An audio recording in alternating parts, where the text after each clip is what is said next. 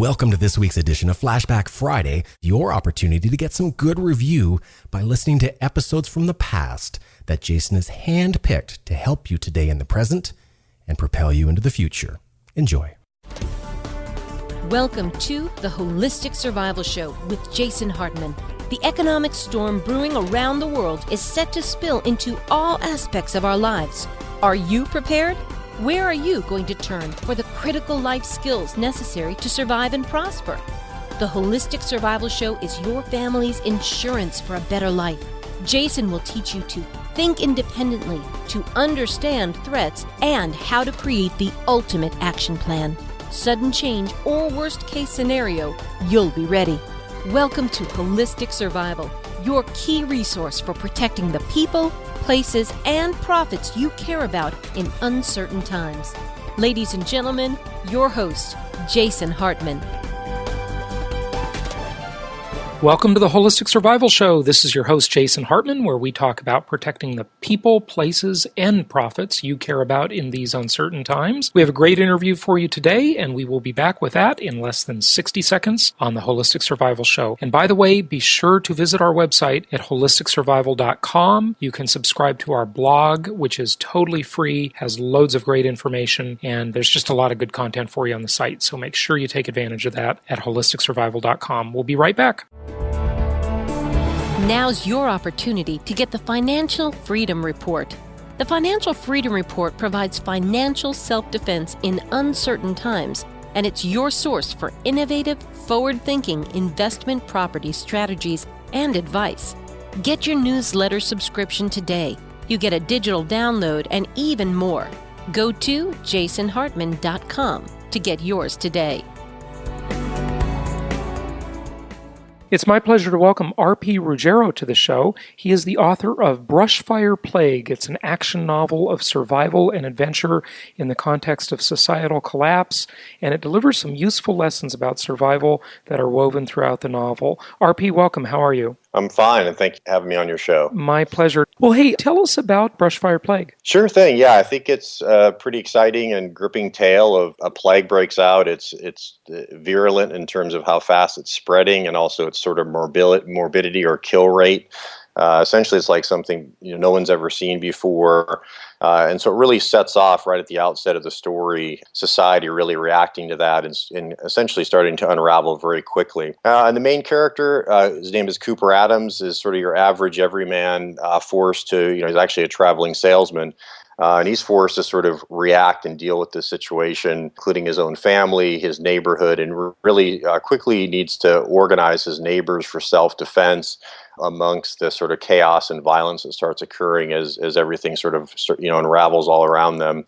And then he also sort of then gets the first clues that maybe this plague didn't just start accidentally, and maybe there was some intention behind it. And he actually starts tracking that down, and throughout the course of the novel, tracks that down, and really culminates at the end of this. At the end of the novel, he needs to make a decision about, does he tell the world what he's learned, or keep a horrible secret private and away from the world, and give his nation a chance to recover and rebuild as the plague starts to actually lose some of its deadly effect towards the end of the novel. Preppers and survivalists don't pay enough attention, I think, to this one particular area. Well, there's two big areas I think they miss. Number one is communication, kind of this mistaken, maybe subconscious assumption we have that we're all going to still use cell phones when things get rough. That's unlikely. So ham radios, that's an area everybody needs to become familiar with. Amateur radio, or at least CB radio, I think, or at least family walkie-talkies, if nothing else. But the other area is community, and the area of organizing with community, with neighbors and such. And there are some good lessons in Brushfire Plague about how the main character organizes, right? Yeah, I'm glad you actually brought that up on the first point. Actually, one of the characters, essentially the main character's sidekick, does actually have a ham radio, and that's one of the ways they stay in communication with what's happening throughout the world. But the second point is actually a great one. In fact, I've been an avid reader of this genre my whole entire life, and I've always thought the aspect of how the groups function and how communities function has really always been neglected. All too often it's sort of a lone wolf character who goes out and everyone does exactly what he wants, how he wants, response, and if he doesn't, he just kills them. And I think that that's just not reality. And I think I tried to build in there's actually a lot of useful lessons around group dynamics and how to bring people together for that common cause, common purpose of defense. I describe sort of how those issues get discussed and worked out in a way that I think is certainly not boring, and it actually adds a lot of drama and suspense to the novel. And the main character doesn't always get his way with his neighbors, and I think that adds a whole element of both reality to the novel and drama to the novel. But also, again, it does reinforce, I think, some valuable lessons, for folks who want to be prepared for what might come. That you've got to be able to deal with and communicate with other people. I think that's essential to thriving and surviving in any sort of situation that's outside the norm, and that certainly is a strong thread throughout the novel. And I think it really, and again, in terms of this genre, is going to add a lot of value that people may not have normally seen in other works of a similar nature. Well, what are some of the lessons? Communicating with other people, working with other people, certainly important, but maybe drill down on that a little bit more if you can. Sure. I'll just give one example. There's another character in the story. His name's Calvin Little, and the protagonist, Cooper Adams, and Calvin have a lot of tension at the beginning, and a lot of it is around ego. And I think that's one of the fundamental things. If you're dealing with other folks in your neighborhood, you've got to learn how to deal with different egos, different approaches to a similar situation. And essentially, that's what plays out in the novel is one example.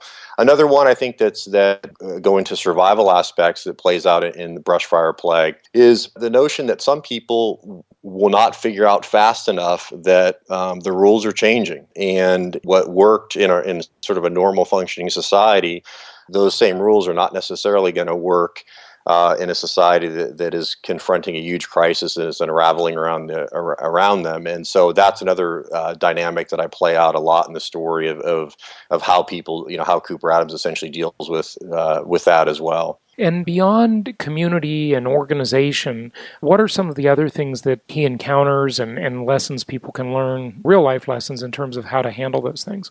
I think a lot of it, I try to cover a lot of the basics that sometimes get forgotten. I think you've mentioned communication. A lot of times people forget the basics of food, water, security measures. Again, the protagonist in the story, he's not a survivalist. He does not have his, sort of bunker full of foodstuffs and water. So through his experiences, they impart a lot of valuable lessons to readers about how do you go about getting prepared.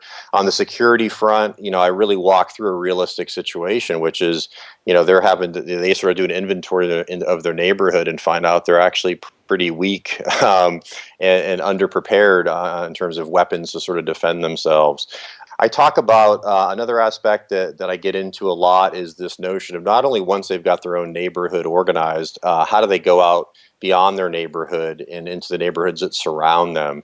And they encounter a lot of different situations, some where they are able to make some alliances and work together, other folks that they start encountering conflict.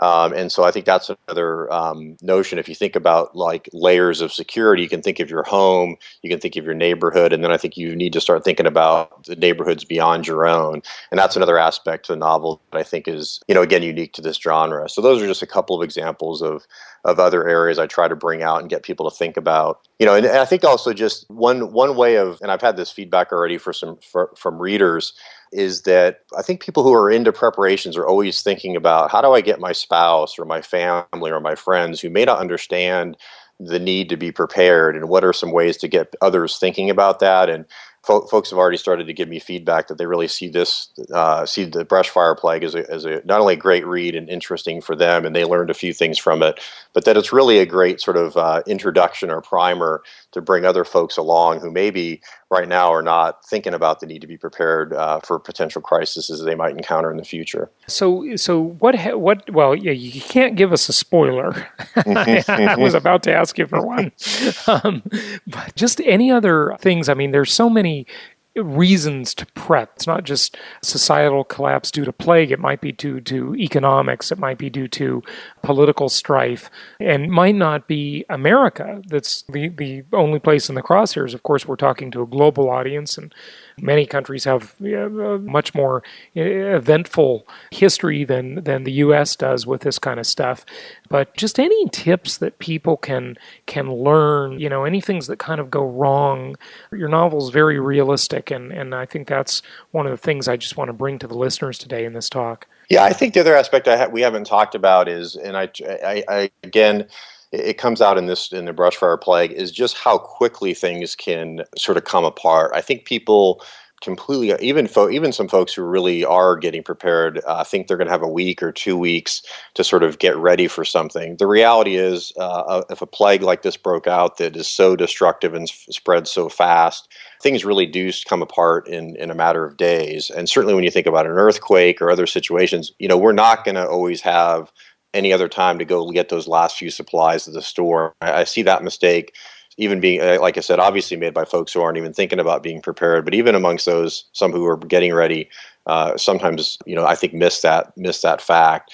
And I think just how quickly things can sort of turn ugly if when confronted with a collapse such as is set out in the Brushfire Plague. So I think those are just a few lessons I would share, with it. And I think, as people read the novel, they're going to discover that, they're going to learn through sort of Cooper Adams. Again, he's not someone who's really very well prepared at all. Now, what's a great foil is his sidekick, that character's name is Paul Duranko, who is a pretty hardcore survivalist. And, he's really the vehicle to really impart some of those really valuable lessons and sort of educate Cooper about what he should have done and what he needs to do going forward, as well as, and obviously the reader is then going to pick up those lessons as well. Well, good stuff. Well, where can people get the book? And by the way, when was it published? July 29th was the first day it was available to the public. And yeah, folks can get it on Amazon.com, on paperback, trade paperback, and also the Kindle ebook reader. It's available on BN for BarnesandNoble.com, again, paperback, or for the Nook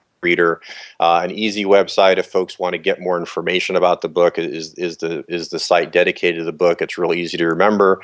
It's www.brushfireplague.com. Again, that's www.brushfireplague.com, and there's links to purchase the book from that site. There's some more background on myself, the story, some of the reviews that have started to come in, and there's obviously a fair amount of reviews already on Amazon as well. Right. And just so the listeners know, the name Brushfire Plague, that was just to connote that it spreads like a brush fire and it's very destructive, right? Absolutely. So in the story, that's what the media calls this plague, is Brushfire Plague, because it's spreading so quickly and it's so destructive.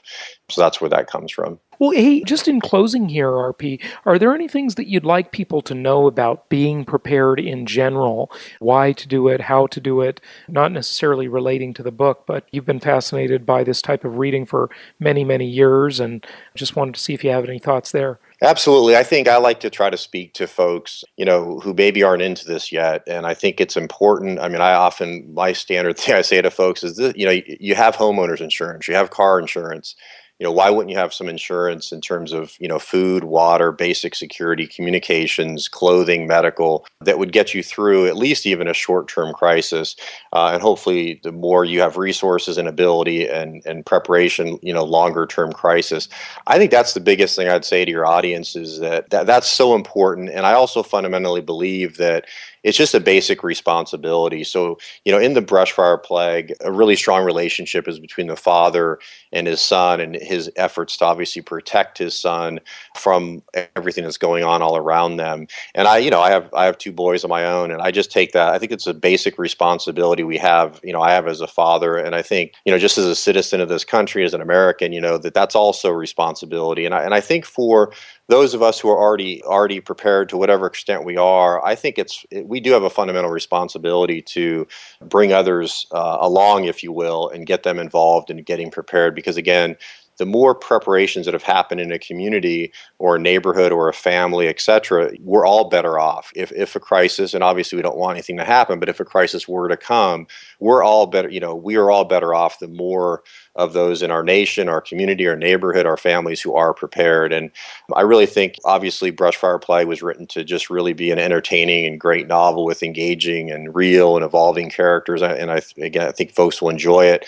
But I think it's also a great vehicle to maybe introduce some folks, who aren't there yet, to open their eyes about possible crisis that they could end up facing. But I think that's the basic thing: is we've got to bring others along and get them to be, maybe a little bit more aware than they currently are today. Yeah, and I think the fundamental reason, like you say, it's a responsibility. It's the thing you have to do, even if you're not that concerned about yourself.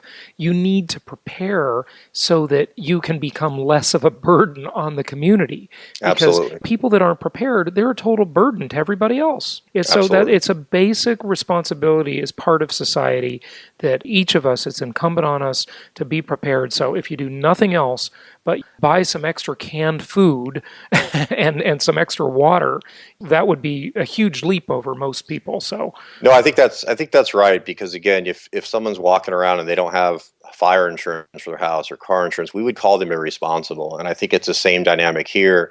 And it's funny you mentioned canned goods. One of my favorite lines of feedback I've gotten so far from a reader was someone who said, I don't normally read this genre. I got it I got a recommendation from a friend and read it.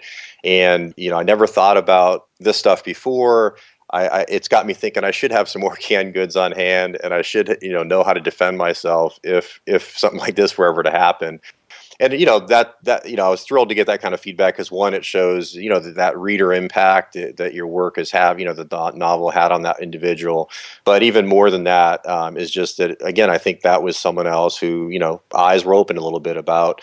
At least now they're thinking about getting on hand at least some supplies to be ready for at least some sort of crisis. So I do think it's a basic responsibility. And I think, again, our responsibility as those whose eyes are open a little bit is to, again, help bring that knowledge and awareness to others. Good stuff. Well, hey, RP, thank you for joining us today. Appreciate it. Oh, I appreciate your time. Thanks a lot.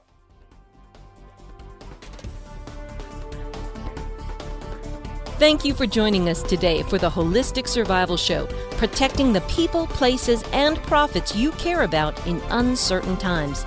Be sure to listen to our Creating Wealth show, which focuses on exploiting the financial and wealth creation opportunities in today's economy. Learn more at www.jasonhartman.com or search Jason Hartman on iTunes. This show is produced by the Hartman Media Company, offering very general guidelines and information. Opinions of guests are their own, and none of the content should be considered individual advice. If you require personalized advice, please consult an appropriate professional. Information deemed reliable, but not guaranteed.